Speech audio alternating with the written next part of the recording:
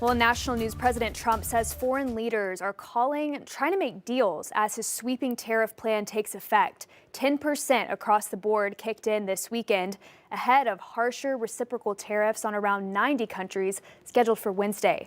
Natalie Brand has more details from the White House.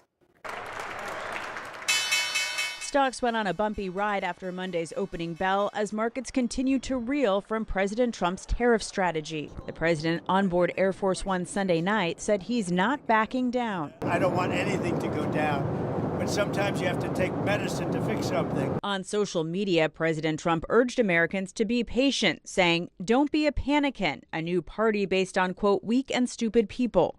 But some Republican lawmakers are joining Democrats in sounding the alarm over an escalating trade war. GOP Congressman Don Bacon of Nebraska says he's introducing a House version of the bipartisan Senate bill to reassert congressional control over trade policy. If we continue to see the stock market go a certain direction, or if we see inflation or unemployment shift in a bad way, I think then this bill becomes a very viable bill.